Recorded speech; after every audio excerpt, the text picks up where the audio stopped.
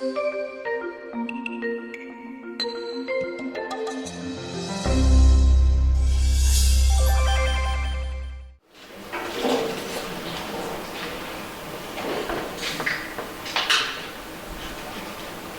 guys, how you doing?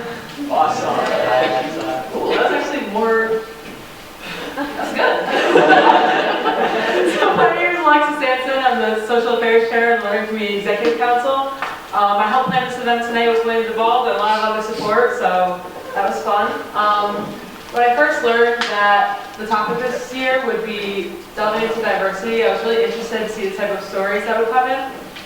And throughout the process of the applications, the interviews, and the practice runs, I really learned a lot. I'm sure you guys will feel the same throughout the night.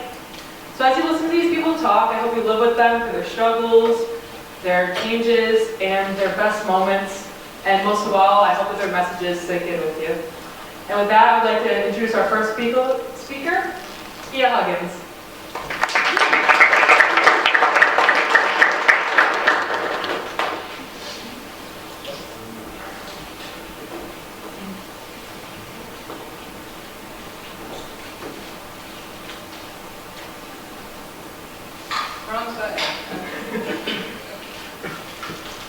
So, hi everyone, my name is Kia Huggins. I'm a senior computer science engineering major at Uconn.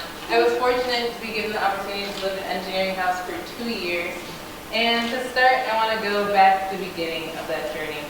So in 2016, the summer before my freshman year, I was actually on campus for a program when I got the email that I had been accepted into engineering house.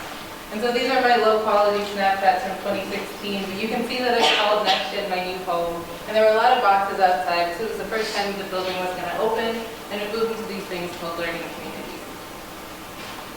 So moving into engineering house, I started to have what I call small interactions. So I met a lot of new people, and I had friends that woke up at 5:30 in the morning for morning prayer. I had friends that didn't wake up until 2 p.m. Even things like dinner, I had friends that ate at 4 p.m. while I ate dinner at 8 p.m. And just noticing the differences in our lifestyles, even though we're all coming together for a common purpose. So part of my first year is my first year roommate. This is Caitlin. We don't really have any pictures together, so that's a face swap. It's kind of weird, but that's the only one that I can find.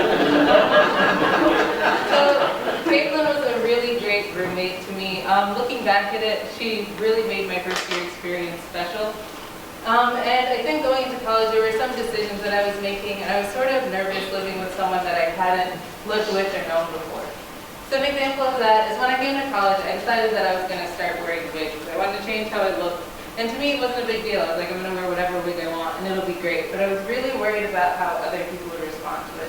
And in particular, I was worried about how Caitlin would respond to it, because she lived with me. So like, if she walked into the room and my wig was hanging off the bed, maybe she'd like think that was pretty weird. Or like if it was dark, when she thought my wig was like another person in the room. And I was really worried about the perception of me. So I came up with like a big speech to give her to explain the fact that I was going to wear wigs. And Caitlin was just like, oh yeah, that's cool, it's fine. And then it sort of seemed silly to spend a whole week worrying about that, but I did.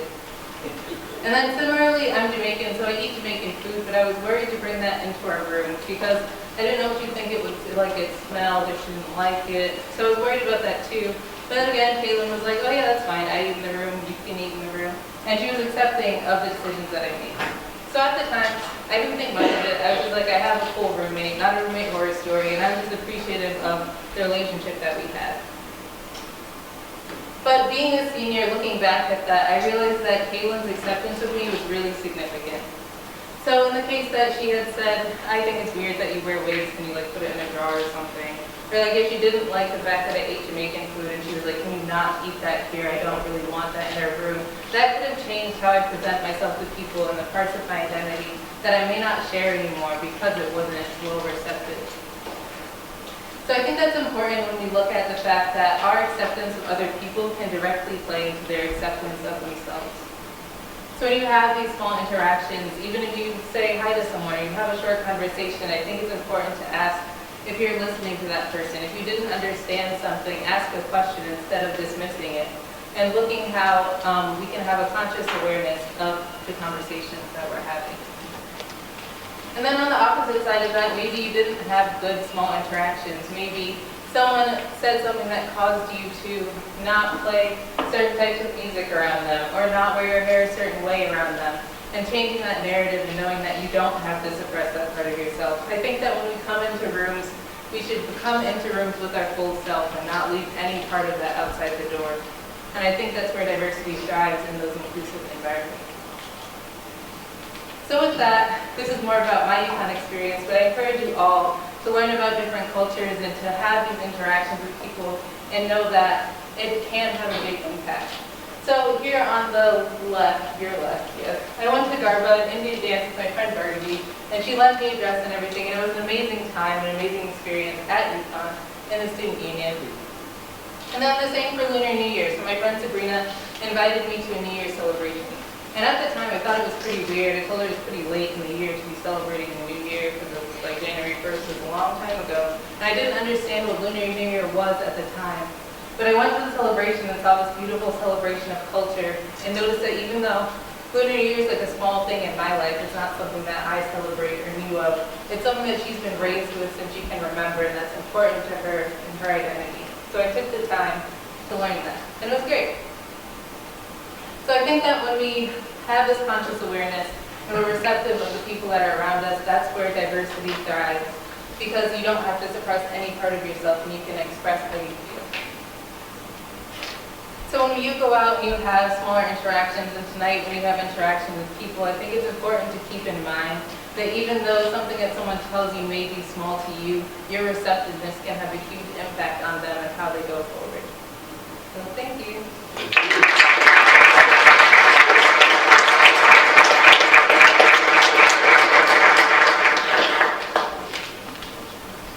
Thank you. What's wrong about it? You're right. So our next speaker is going to be Alexis Trench.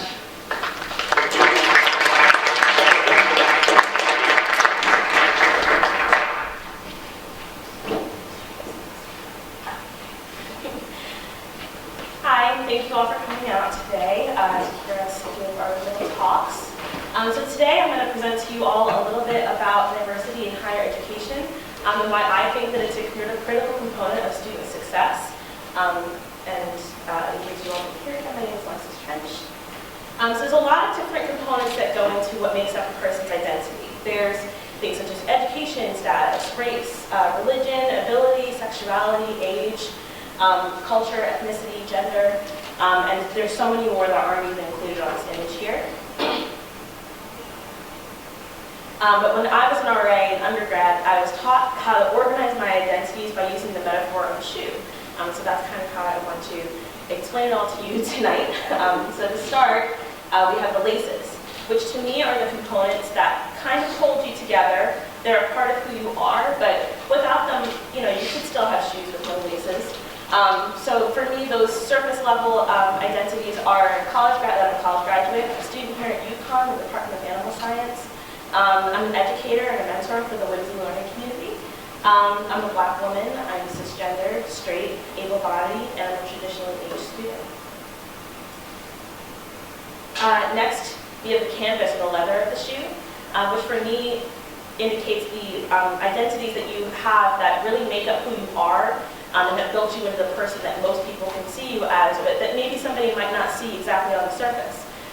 Maybe somebody might have to have a conversation with you for a little while to learn new things about you. So for me, my canvas identities are that I'm a sister, those are my siblings, they're very cute. I'm a daughter, that's my mom, my dad, and then I'm also a niece and a granddaughter, that's my aunts and my grandma at graduation. I'm a girlfriend, that's my boyfriend, Ike. I'm a former boyfriend and also a good friend to all of these people. These are actually all friends that I met my first year, my freshman floor, and one of them got married, and we're still all really good friends. So I'm going to wedding this summer. It's my best friend Joey, and I forced him after he'd come out to all of our group of friends to come with me to the New York City Gay Pride Parade. They ride on the float with me, so I found him occasionally and to be a really good best friend to me. And then there are the soul identities. Now these are the identities that you might have to really get to know me in order to understand about me or to know about myself in the first place.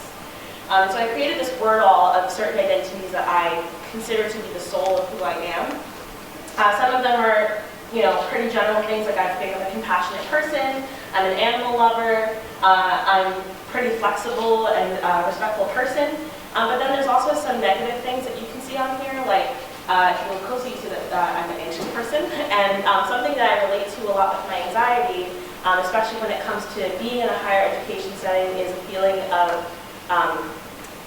impostor syndrome, which Oxford Dictionary defines as the persistent inability to believe that one's success is deserved or has been legitimately achieved as a result of one's own efforts or skills. And I think a lot of students relate to the imposter syndrome or phenomenon feeling because they haven't been able to figure out where they fit in within their community within a higher education setting. And this is where I think that diversity comes in handy and is very important for student success. So because I'm a scientist, I had to do a little bit of research, and I was able to find a paper that summed up what I found pretty easily in this one sentence, which demonstrated that ethnic minorities, economically disadvantaged students, first-generation students, and women in certain academic fields all have lower rates of academic persistence needed for graduation. And I think that that's because they're unable to find people that look like them. They're unable to find that community of people that looks like you or acts like you or represents the same things that you represent. It makes you feel like you don't belong there, and that can make it harder for you to push yourself through those difficult exams or harder time points in your college career. So there's two main solutions that were suggested to help improve this problem that we're seeing on college campuses of students feeling like they don't belong there or students feeling like they don't fit in within the academic community. First, I wanted to go into some of the other types of marginalized groups that can experience these feelings of not belonging, such as LGBTQIA+ people, people with visual disability, physical disabilities, people on the autism spectrum, non-traditionally aged students, people living in poverty, and the homeless. But even though this list has a lot of different identities and minorities on it, there are so many more that I didn't even include on this list. I could go on for hours. So here's a graph that I found about the fall enrollment of the University of Connecticut graduate students here at Uconn. This little box is me in the College of Agricultural and Natural Resources.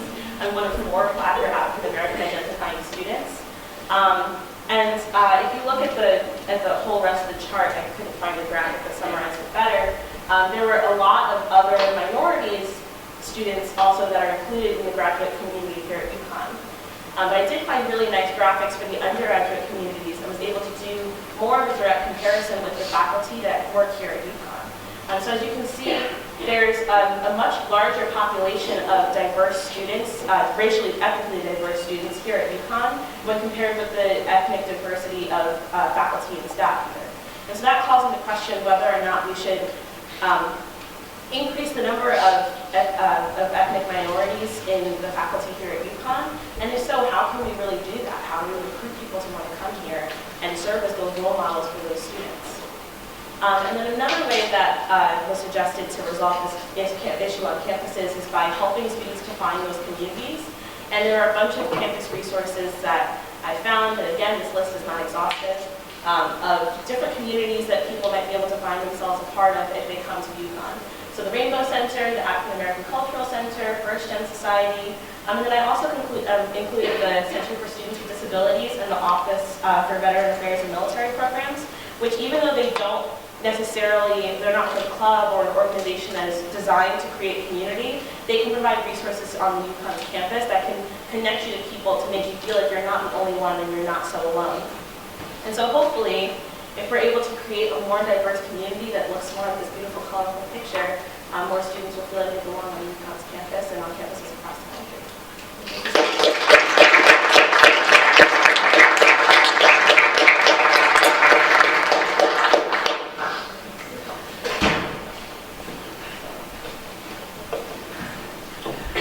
Our next speaker is going to be Brandon Emmerich.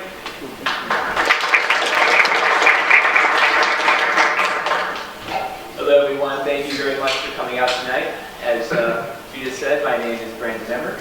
I am a cognitive science major, part of the Humanities House, and I'm going to be talking to you about how to have a diverse self.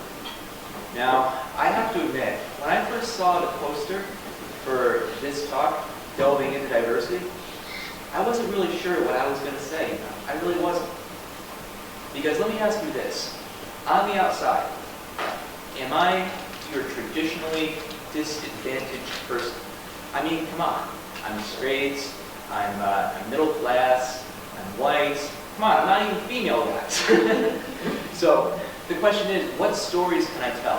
What can I do that most people haven't said about diversity? I decided that I could talk about diversity from a scientific perspective. I'm going to be showing you diversity, as you'll see, through the free energy principle, which is an integrated theory of the brain derived from physics and information theory.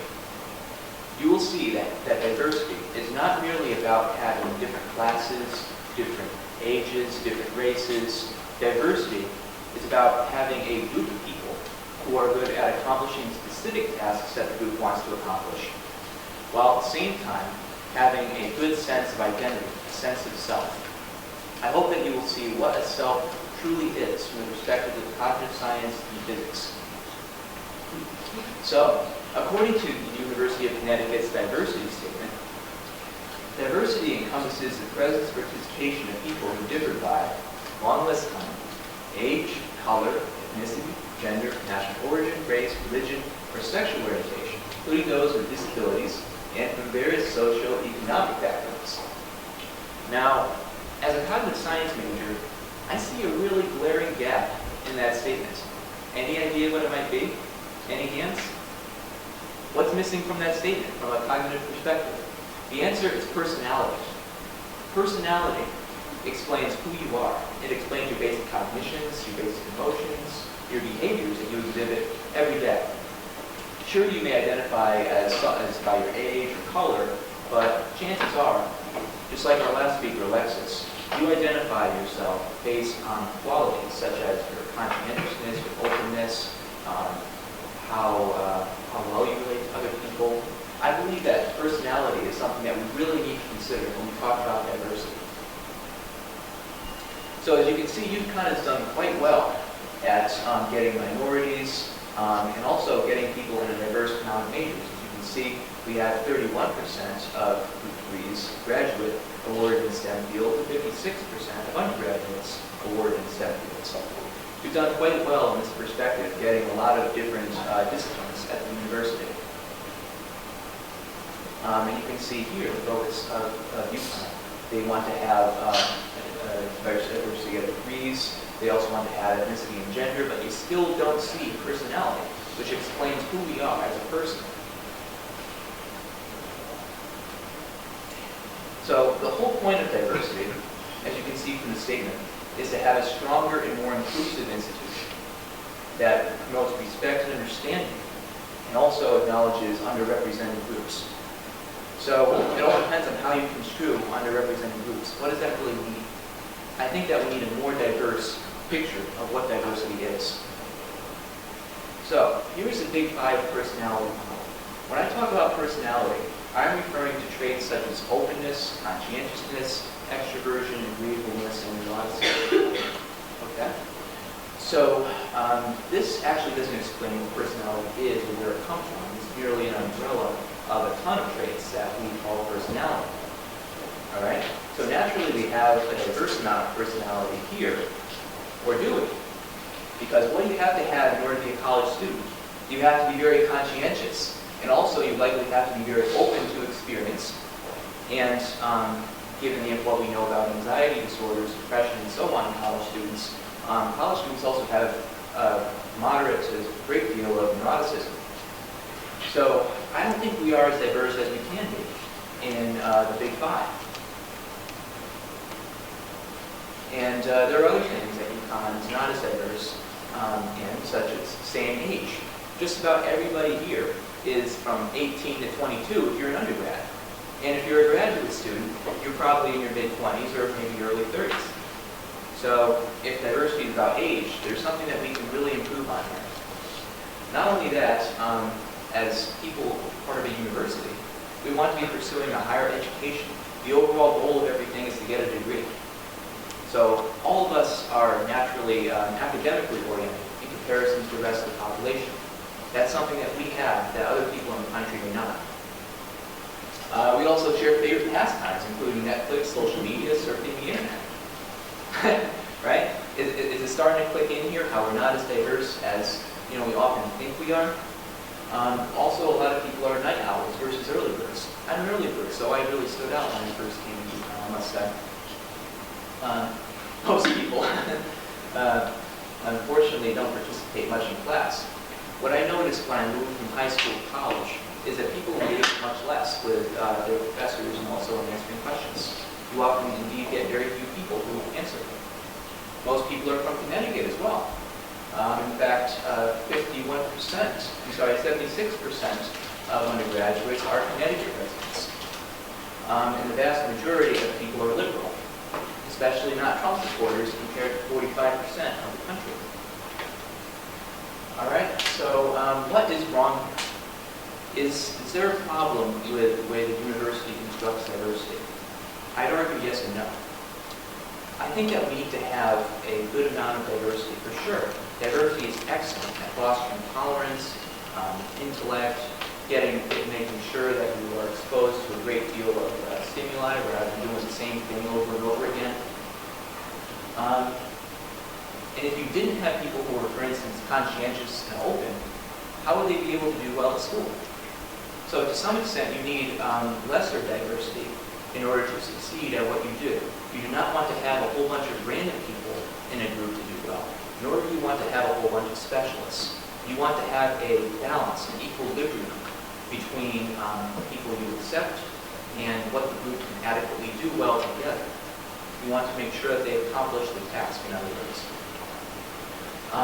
This problem, this lack of diversity among academic students at college, is referred to as the weird problem in psychology. It says that most people are Western, uneducated, educated, industrialized, rich, and democratic, referring especially to college students. Okay? So when I first said this talk, I hesitated. I was like, maybe I'm not diverse enough to give this talk. Well, it is true, there are underrepresented groups, but just as an underrepresented person could be called diverse, I believe someone who is privileged could also be called diverse.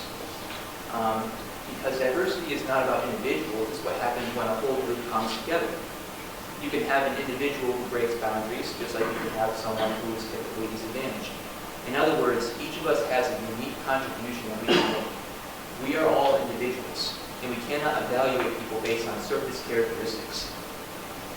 So, I'm going not only to bring in the free energy principle to explain diversity.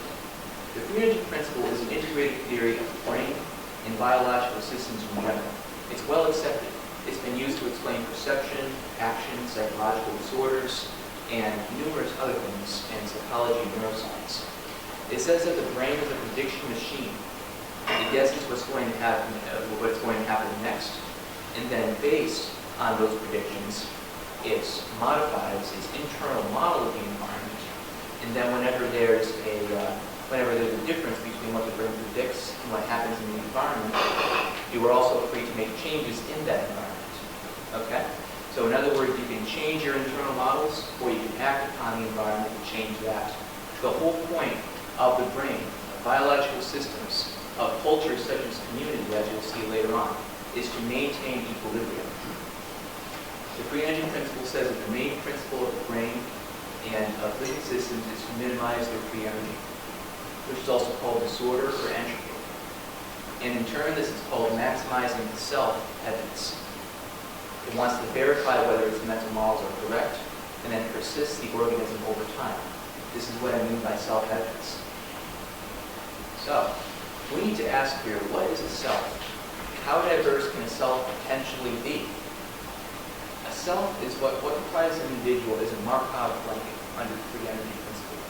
This is a mathematical formalism. It says that for systems, such as the human brain, or individual bodies, or even groups of people, this is a very broad theory.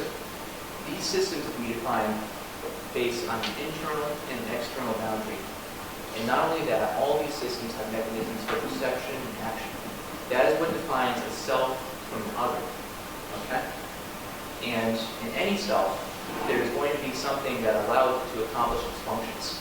There's going to be a distribution of people. There's going to be different personality traits in the case of college. In your body, you want to make sure that there's a diversity of ways to minimize differences in what the brain predicts and what the environment's outcomes. The advantages of having community, of being with other people versus being an individual, is creativity and innovation. This is what diversity fosters. And when you have a cultural self, you see yourself in other people. You're not just there all alone. We have shared practices, and sometimes we may even sacrifice ourselves to the whole group. And that is because, under the free energy principle, we have a self that is not limited to our own bodies, but also in other people. I see myself in my family and my friends, and so do you guys. That's what makes you who you are, actually coming outside yourself occasionally.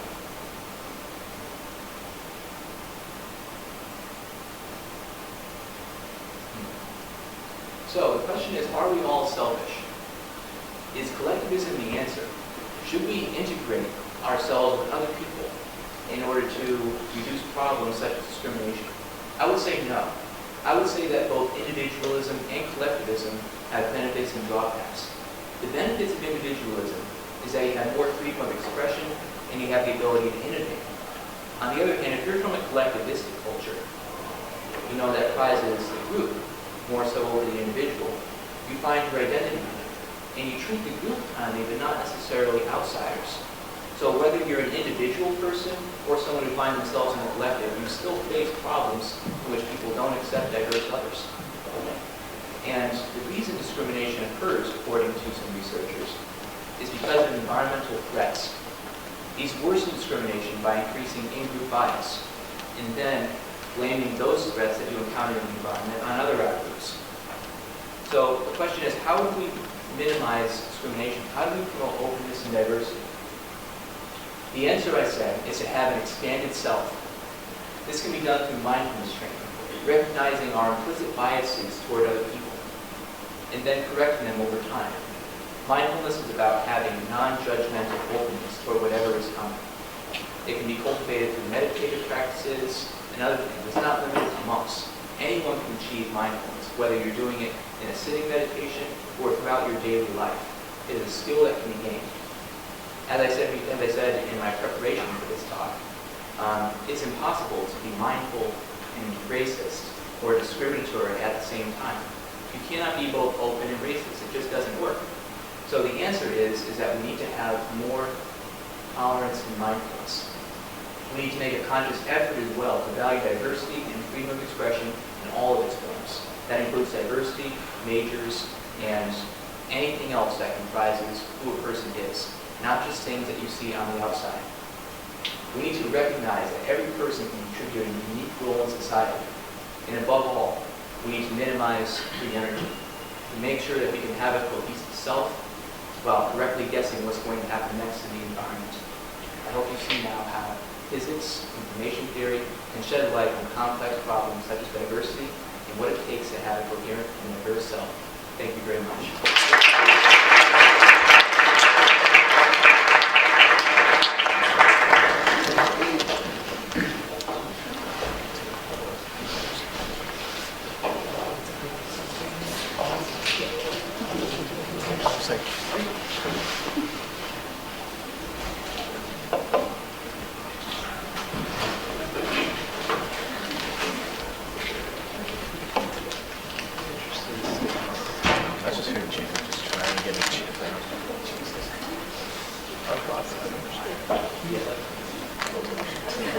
And our next speaker will be Kathleen Cruz.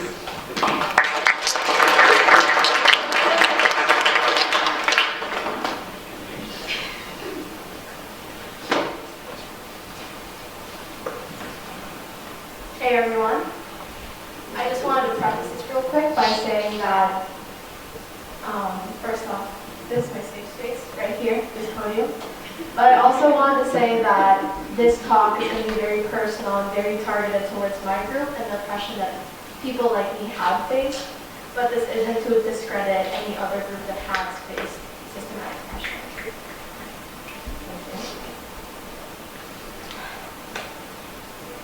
Where your human calculators, where your straight A students, where your exotic friend that brings in the equally exotic, smelly, disgusting food at lunch, where your monolithic, chinky-eyed, yellow-faced antagonists, where the subject of your fetishes, fueled by anime that you interpret with your misogynistic male gaze, where your doctors, where your IT techs, where your TAs with the heavy accents that you think you can tease us for, where the race that carries a deadly virus that you use to justify your xenophobia, and yet we're your submissive, quiet minority, as if we were invisible.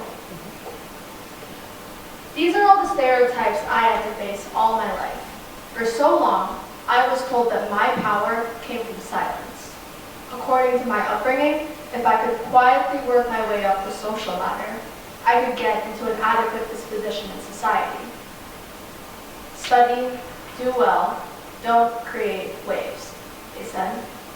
That's why society thinks we have superseded oppression.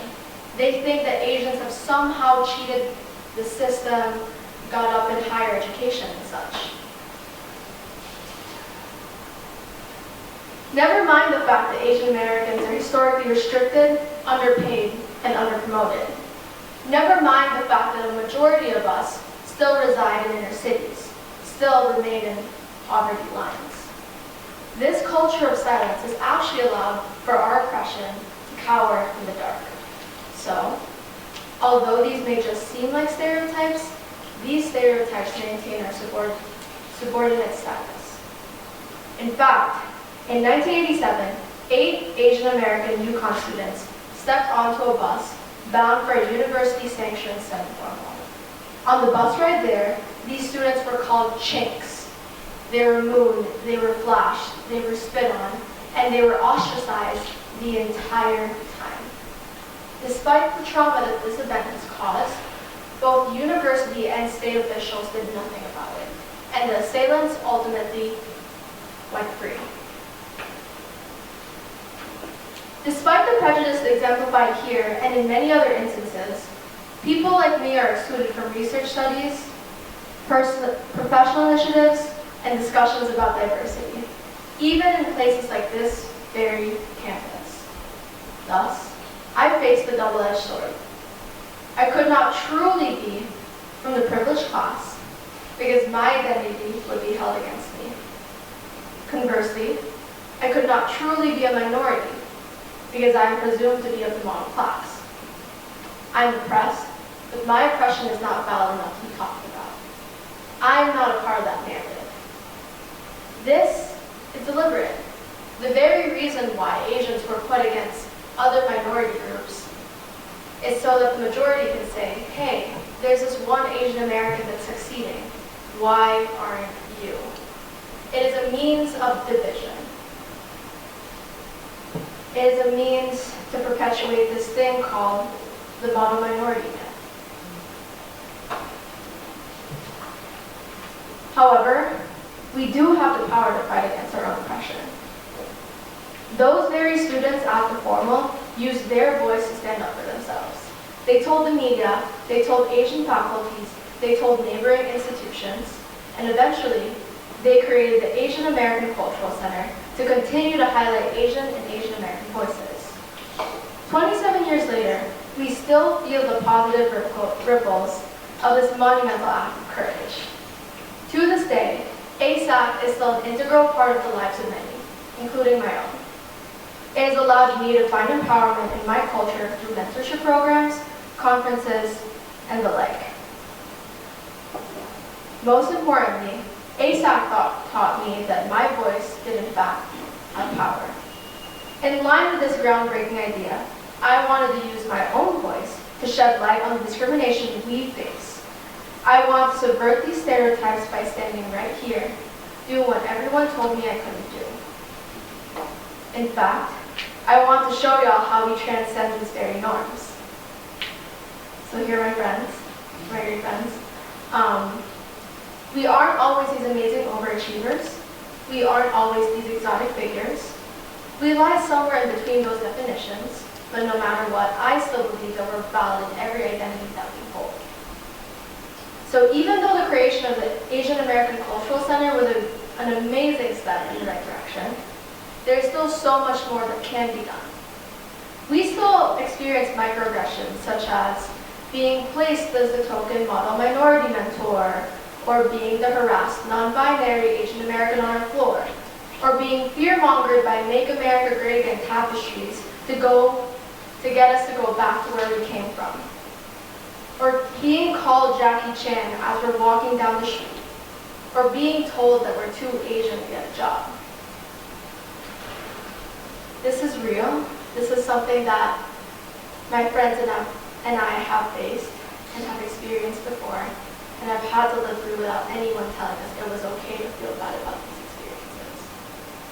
So the work that we need to do starts by seeing Asians as a minority.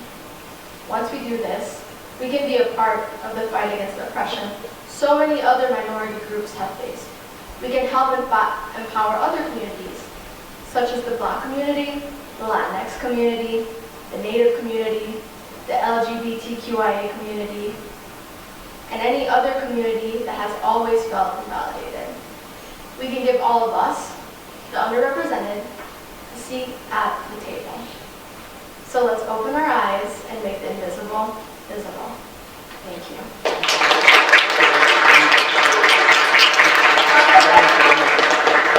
If y'all want to learn more about Asian and Asian American initiatives, you can go to this QR code, especially as it relates to professional development and Asians in the business world, or you can email that email. But thank you.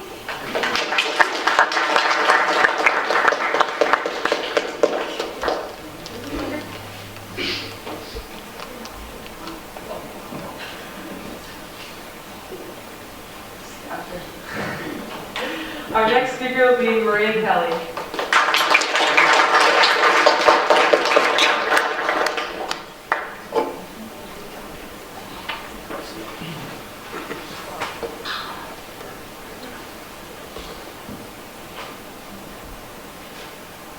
Hi everyone, my name is Werth Tower, and today I will be presenting on how I fought for my individuality within the foster care system. So what is foster care? So to start off with, the legal definition says it's when a minor is awarded the state due to abuse, neglect, or non-cared for position. But what does this actually look like? For me, this looks like constantly moving. There were some times when I didn't know if I'd be living in the same place the next week, the next month, let alone the next year. Educational gaps due to moving sometimes. There were periods in my life when I'd go 3 to 4 weeks without school because that's how long it took DCF to get their paperwork ready. Trauma, lack of safety and resources, you're stripped of your rights essentially. Up until the age of 17, I had no input on where I wanted to live, where I wanted to go, what school I wanted to go to, etc. I was forced to be independent at a very young age. The last foster home I was in, I had to work 35 plus hours a week, pay for my own hygiene products and my own groceries. Adults are oftentimes inconsistent, and this leads to a lack of strong relationships. So what are our outcomes? After reaching the age of 18, 20% of foster children will become instantly homeless. There's a less than a 3% chance for aged-out foster youth to earn a college degree at any point in their life. What is the point? Why is this important? The system is oftentimes broken, making someone feel like another number, another statistic, and it's dehumanizing. When talking about topics such as diversity, individuality is important. So who am I? Quite honestly, I don't fully know who I am. I don't think any college student at our age would know who we are. But I know that I'm passionate about helping other foster youth in my situation and decreasing the disparities within the child welfare system. I know that I want a better outcome for my life and other foster youth alike. I moved a total of 9 times in my life. At the beginning of my life, I lived in Florida. Missed the sun, to be honest. But I moved a total of 9 times in my life, and here it's represented on the map. Within moving, I lived in several different environments. The most difficult environments to live in regards to individuality were group homes, shelters, institutions, and residentials. Within living in such institutionalized environments, I found it hard to, I struggled with depression, anxiety, and PTSD. I was often living in a fight or flight mode. So how did I beat the system instead of letting my circumstances define me? I went to Werth Tower High School, which became my safety net. Although I was able to go there for 3 years, I was still moving from house to house, from home to home. I started to focus on my education and make sure I got good grades. The summer before my senior year of high school, I had an amazing opportunity to join Economizing Scholars, which is a high school to college foster youth program to help foster youth matriculate to college. Not only was I able to receive college credits for Uconn, which really came in clutch this freshman year, but I also was able to receive tools, resources, and skills in order to help me grow. 70% of foster kids regularly say that they would like to attend college one day, but only 6% will go, and only 3% will actually end up with a degree. That's why programs like URS and post-secondary education is vital for the success of foster youth. Economizing Scholars actually works, and here are the stats. 99% will graduate from high school, 95% of the students will be accepted to college, and 93% will enroll into college. So although my stamina, my determination, and strength allowed me to excel forward, I was given the opportunities and resources in order to do so, which many other foster children don't get. So how am I using my voice now that I've found it? I'm currently president of Creating Caring Communities, which is an on-campus student organization that advocates for students in situations stated. I'm trying to dismantle stigmas and stereotypes, and I'm trying to be more comfortable with sharing my story. Honestly, previous to CCC, I was ashamed of my story. I wouldn't tell anybody about my life, and none of my friends really knew the situation that I was in.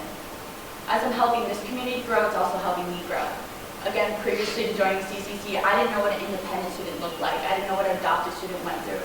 I didn't know what a homeless student was or what they went through. So what can you do to help? Join, promote, or donate to Creating Caring Communities. Try to be aware of your dialogue. Try to not say your mom, your dad, or automatically assume that someone has a home. And try to say, where is home to you? Try to dismantle the stigmas and stereotypes yourself and be aware of how severe this issue is. On campus, within society, within Connecticut. And last but not least, if you are in a situation similar to any of the ones I've said, just know that you're not alone, and know there is power in yourself, your story, and your voice. Thank you guys for joining me.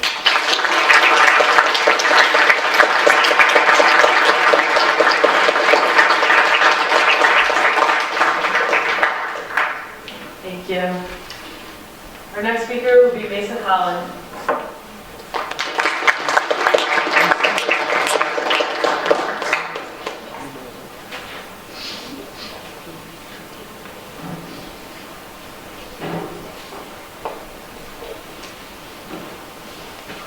Good evening. My name is Mason Holland. I'm a first-year political science major and a Wits minor from Hackensack, New Jersey. Went to school in Jersey City, and I'm a proud first-year member of Scholars House, which stands for Scholastic House in support of African-American researchers and scholars. Now, as you can see behind me, my presentation is entitled "What Diversity Really Means." So, I would used to do these exercises when I would do talks like this in relation to diversity. And every time I would ask what was the first word somebody would think of when they thought of diversity, they would say something like race. They would say something like color, complexion, and culture. And I thought it was really funny because diversity at its root, at its definition, means a variety of things. A plethora of aspects, a multitude of different aspects. But for some reason, when we talk about people, when we talk about human beings, we reduce these parameters to only mention color. Now this word behind me was coined by Kimberly Crenshaw. She's a noted civil rights advocate, one of my favorite historical figures to read about and learn about. And she coined this word, and its name is intersectionality. The definition for intersectionality reads, the interconnected nature of social categorizations such as race, class, and gender as they apply to a given individual or group regarded as creating overlapping and interdependent systems of discrimination or disadvantage. Now, this word, like diversity, also emphasizes that race is in fact a thing, but it extends those parameters.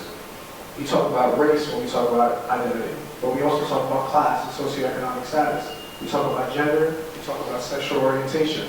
We also talk about religion. These are the things that diversity should be talking about. But when we consider what diversity is generally perceived to mean, like I said, we only talk about color. And that's apparent in organizations, in corporations, small businesses, and institutions like this one here. When I came to Uconn, they talked about diversity. The only thing I heard about was color. So I would like to delve into my story here. So before I go into that, intersectionality has a positive and negative aspect. The positive aspect is that every one of you in this room are individual. There's nobody like you. There will be nobody that is exactly the same as you are. You are unique, and you are brilliant, and you are beautiful. But there's a negative aspect. When those aspects of your individuality and your personality collect together, when they meet, systems will also meet. Systems of discrimination, of disadvantage, and they will use that to torment you, to break you down. So my story in relation to my diversity goes down a religious path. My mother and my father were both raised Christian. My mother later on in life became Baptist.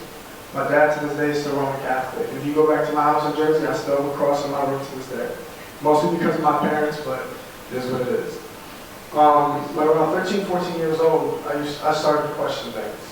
I started to ask questions. I started to delve deeper into the topic of religion. And then, after a long, deep soul-searching process, I realized that I didn't identify with Christianity. I wasn't a Christian. So for about a year, I went on a process of religious journey. I delved into what religion actually meant, what it meant to me, what it meant to people, and what religion I would end up going into. I researched, I talked to people, I asked for advice, and about a year later, I decided to join the religion of Islam. And many people who I know in this crowd do not know that I'm Muslim.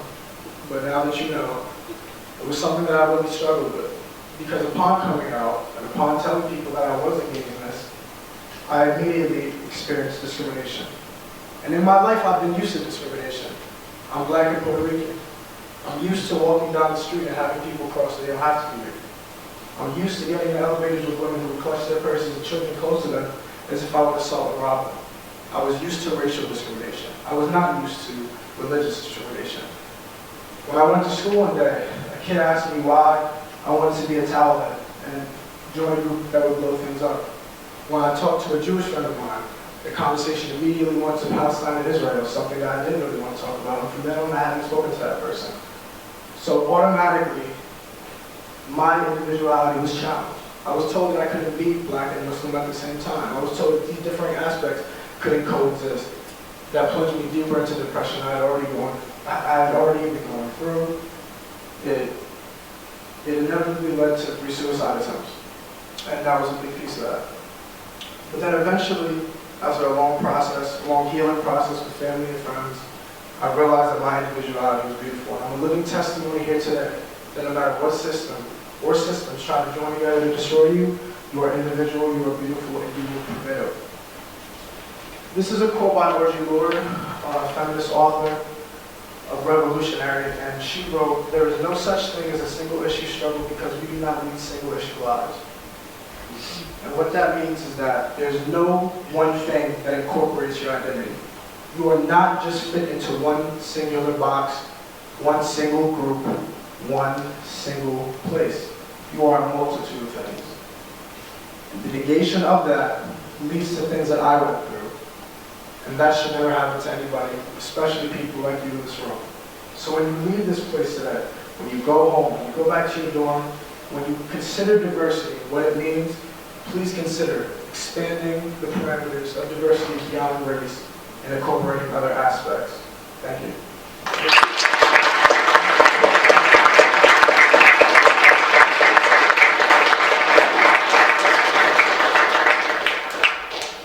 Our next speaker will be Chanel Shaw.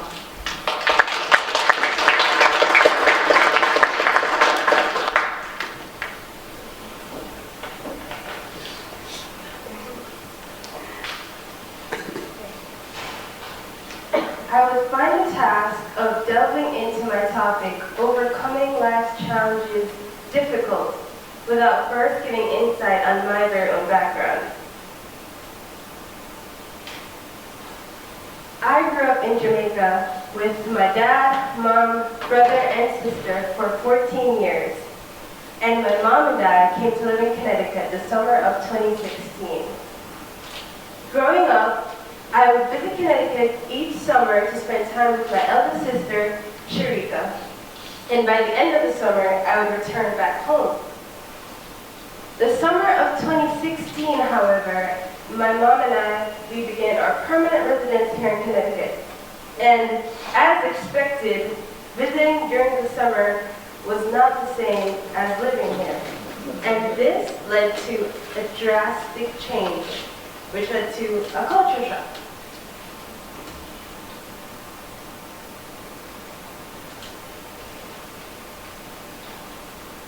There were seasons instead of just dry and wet days. There was a different sense of fashion and an overall different culture. During my first weeks as a high school sophomore here, I struggled with many things that may have seemed easy to many of you, like opening a locker, adjusting to the slight British to American spelling differentiation, and finding my way around the school. I went through a period of depression because I felt like I was different from everyone else and I would never fit in. I remember how sad I felt as the winter approached, and the only familiarity of warmth and sunshine I had slowly began to fade. As I looked outside and gazed at the white snowflakes falling, I wondered, how could people live in this cold? And funny enough, my relatives who lived here all their lives, they laughed at me because they said that was one of the easier winters. After coming home from school one day, I decided to talk to my dad about the issue. And I was given a reality check. I explained to my dad how miserable I was, and that I would never fit in, and that I was just different from everyone else. And my dad said with the straightest face, "That's it, are you done?" And after that he told me, moping around and feeling sad will not help your situation, but making friends, moving forward, being a part of something, rather than fixating on the past, because I must move forward. So I did just that. I decided to join organizations that embraced my diverse background, like the class council, the West Indian dance team, and also girls soccer. And I realized in joining these communities, I was able to find my self-identity. In adjusting to the next major change in my life, moving from a high school to a college environment, which I'm sure we can all relate to, I decided I had the formula for success: joining a community. Joining a community is essential in overcoming life's challenges because feeling lonely gives way to insecurity, depression, and a lack of confidence in your abilities.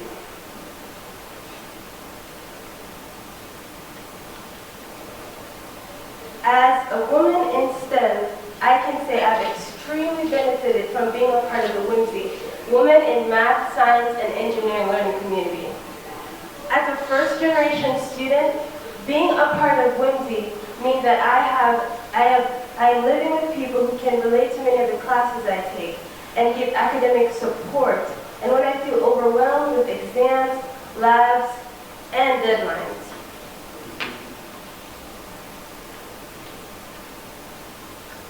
Being a part of a community is essential, whether academic-based, sports, or just family or friends, because a community that uplifts your goals has a massive positive impact. What I want you all to leave with today is the importance of building a community with people from different backgrounds, walks of life and experiences. Is to embrace and celebrate each other's differences, not reject and exclude them. In creating unity through diversity. Thank you.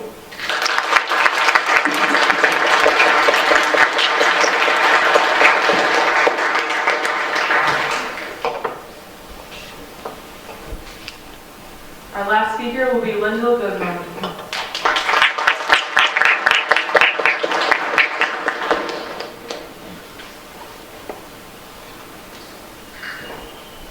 First of all, before I start, I just want to say it was a complete honor listening to everyone's stories tonight. And it was so wonderful hearing everything everyone had to say, and it was truly a blessing. So hi, I'm Linda Goodman. I am part of the Transfer Learning community, and I am also a South African American. I was born in Johannesburg, South Africa in 1999. That's me. I know that world. And I've been traveling around the world with my family since I was 2 years old. And you may be thinking to yourself, you're from Africa, why are you white? I get that a lot. But seriously, when people ask me this, I force a smile and I move on. Because hearing the same Mean Girls quote for 14 years can get old really quickly. I moved to America when I was in kindergarten, and I immediately noticed how different my family was. My parents spoke multiple languages, and we had friends from around the world. But everyone was welcome in our household, and my parents worked incredibly hard to bridge our world with the new country we found ourselves living in. Cue to my first day of kindergarten, I was beyond excited, but my teacher told me something incredibly shocking. She bluntly told me that if I wanted to fit into this country, I needed to sound like the rest of the class. I had a lovely South African accent, and it was gone within months. I felt completely out of place. I felt worthless. I felt like I was trying to conform into a role that wasn't meant for me, and that me and my family were no longer good enough for this country. This event demonstrates that the world is full of gaps. I have been witnessing these social rifts for most of my life, as I've experienced quite a few of them. There are gaps where bridges once stood, and gaps in bridges that just crumble due to neglect. Recently, however, I have noticed that there are less bridges being built. This terrifies me, as it shows that as communities, we have stopped reaching out to each other. My experiences in America are the reason why I am so passionate about building bridges between diverse communities. So, in an attempt to embrace and encourage diversity, I have built a 3-step plan. It focuses on individual diversity, generational diversity, and unity within America. First of all, treat people how you'd like to be treated. It's a very basic concept. So, I don't think anyone wants to live through hatred and bigotry. If we don't break the clique mentality that is strengthening within this country, we will continue the cycle of homophobia, xenophobia, racism, and sexism our parents struggled with. Diversity is more than a label or a statistic that we put on job applications or government forms. It's a part of who we are and what our society is going to become. It's incredibly important that we start to embrace each other's differences and we begin to utilize our unique attributes to benefit everybody. So, the first step we can take towards building a country that thrives on diversity is by accepting everybody, regardless of how different they are. If we opened up and started talking to each other, we would actually find we have a lot in common. This will lead to new experiences and phenomenal opportunities. And it'll also help build acceptance and tolerance, something this country really needs right now. But you know who really hates bigotry and just sees diversity as a fact of life? Children. They're the perfect activists, which is great because they're the ones fighting for our fundamental human rights at the moment. But in all seriousness, we can learn from a lot by how kids interact with each other. They don't care what your ethnicity is or where you worship. They just want to play with you. So we should be listening to children, as they are much more tolerant than most of the adults I know. That being said, we can learn a lot from past generations. Go ask your parents about their college experiences or their when they were young. And there's probably a cause in there that they were really passionate about. For my parents and their friends, it was protesting apartheid and trying to bring unity to South Africa. Now, I look to both my parents and individuals such as Greta Thunberg as inspiration for what I can do for future generations. America has always thrived on diversity. We cannot start shoving diverse communities back into the closet and expecting the rest of society to flourish without them. Now, the final step that we can take towards building bridges in America is by focusing on unity. America is going to die without diversity, and we're actually currently falling apart because we're no longer unified. Look at the people around you. Really look at them. We all come from diverse backgrounds, and if we can connect and communicate openly with each other using the points I've made tonight, we can do phenomenal things. We will be able to open up and build new relationships, and all those bridges will be rickety at first. With time and hard work, they will become much stronger. I believe that we can be blessed with unity in our lifetime if we just work at it. I also believe that Husky Nation is filled with beautiful, fantastic, and phenomenally hardworking individuals. And a little bit of innovation, hard work, diversity, and unity, we can help build a country that thrives on diversity, that is unified and values everyone for who they are and not what they are. So, thank you.